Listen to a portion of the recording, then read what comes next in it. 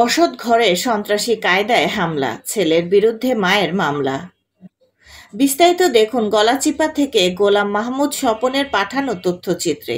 পটুয়াখালীর গলাচিপা সদর ইউনিয়নের কালিকাপুর বাজার সংলগ্ন মাটিভাঙা এলাকায় এক নারীর বসতঘরে হামলা, লুটপাট ও মারধরের অভিযোগ উঠেছে। এ ঘটনায় ভুক্তভোগী সালেহা বেগম গলাচিপা থানায় একটি এজাহার দায়ের করেছে। এজাহারে উল্লেখ করা হয়, গত বুধবার দুপুর বাদ আসর ঘরে হামলা করে তারই ছেলে জহিরুল ইসলাম ও জামাই তারেক সহ 11 জনের নাম উল্লেখ করে এবং আরও 8 থেকে 10 জন অজ্ঞাতনামাকে অভিযুক্ত করেছে তিনি। অভিযোগ অনুযায়ী ছেলে জহিরুল দলবল নিয়ে দেশীয় অস্ত্র, লোহার রড, রামদা ও লাঠিসোঁটা নিয়ে তার মায়ের বসতঘরে ঢুকে দরজা ভেঙে ফেলে। এরপর তার আরেক ছেলে কাউসার হাওলাদারকে কুপিয়ে ও পিটিয়ে গুরুতর জখম করে। ভাইকে বাঁচাতে আনসার হাওলাদার ও জাকির হোসেন এগিয়ে এলে তাদেরও বেধড়ক মারধর করা হয়। আনসার হাওলাদারের ব্যবসা প্রতিষ্ঠান ও একটি পেট্রোলের দোকান জ্বালিয়ে দেওয়ার হুমকি দেয়া হয়। পাশাপাশি ঘর থেকে নগদ টাকা, স্বর্ণালংকার ও মূল্যবান মালামাল লুট করা হয়েছে বলে অভিযোগ করেছেন সালেহা বেগম। তিনি জানান, ছেলে জহিরুল ইসলামের সঙ্গে জমিজমা সংক্রান্ত দীর্ঘদিনের বিরোধ চলছিল। এর আগেও তিনি ভয়ভীতি দেখিয়ে এলাকা ছাড়ার হুমকি দিতেন এবং টাকা দাবি করতেন। আনসার হাওলাদার বলেন, প্রায় 30 মিনিট ধরে আমার ভাইকে মারধর করেছে তারা।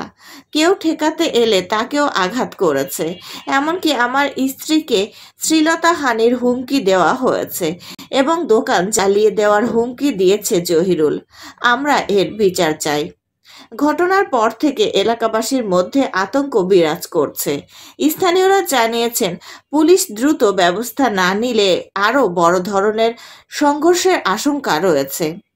এ বিষয়ে গলাচিপা থানার ওসি আসাদুর রহমান বলেন, এজাহার পেয়েছি, আসামিদের গ্রেফতারের চেষ্টা চলছে। আমার স্বামীর পেট্রোল দিয়ে জ্বালাই দিব। এবার আমার বাসুরের ওই ভিতরে আটকাইয়ে পিটিয়েছে, আরে যাইতে পারি না, গেট আটকাইয়ে দিয়েছে। আমরা কেউ যাইতে পারি না। এবার আমি এবার ওই সন্ধ্যাকালে যাই। আজকে সন্ধ্যাকালে হেইবার কাপড় চুপড় খুললে হেইবার আমি ধরবো, আর আমার ওই জামাই এবার পিটে দেব। এই বলছে জহির। আপনার আধা ঘন্টা যাবত আমার বাইরে 20-25 জন মানুষ অত্যাচার করছে।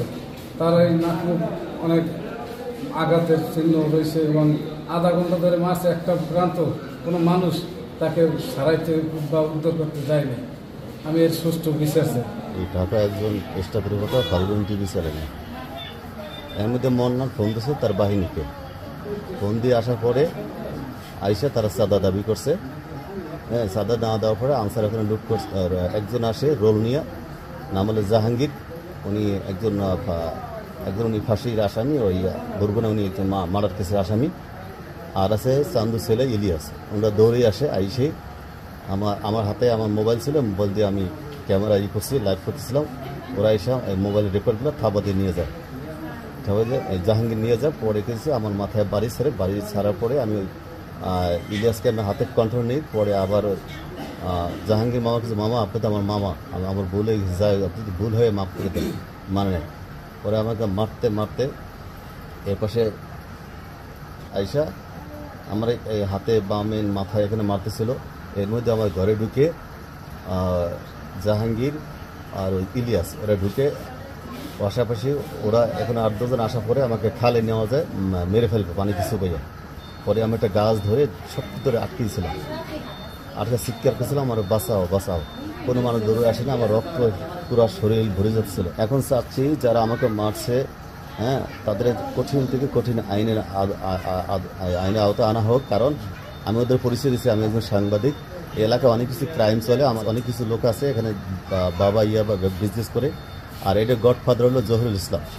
এই জহিরুল ইসলামকে ওই আমাদের বিপক্ষে যারা শত্রু আছে তাদের সাথে হাত মিলিয়ে, হ্যাঁ, সে আমাদের বিরুদ্ধে লাগছে। এই জহিরুল ইসলাম তার জায়গা দিয়েছে বিক্রি করে ফেলছে, ঘর দিয়েছে বিক্রি করছে, দোকান দিয়েছে বিক্রি করে ফেলছে। আবার সেই দোকানে অবৈধভাবে আরেকজন ভাড়াটে দিয়ে সে নতুন কৃত্রিম কাগজ সাজিয়ে সে আমাদের উপরে হামলা চালাচ্ছে। এখন আমরা চাচ্ছি এই জহির সন্ত্রাস একজন ব্যবসায়ী, তারপরে জহির সাথে আরও সঙ্গভঙ্গ আছে। উনি একটা ক্যাডার বাহিনী। এই জহির এই জহির সাথে আছে নাসির খলিফা, তারপরে কবির খলিফা, তারপর আলাউদ্দিন, তারপর আছে আপনার ওই নাসির হাওলাদার। এরা বিশাল একটা গ্যাং পার্টি আছে। তারপর আমি একজন গণমাধ্যম কর্মী, আমি আপনাদের কাছে একটা দাবি, আমি যেন সুস্থ বিচারটা পেতে পারি।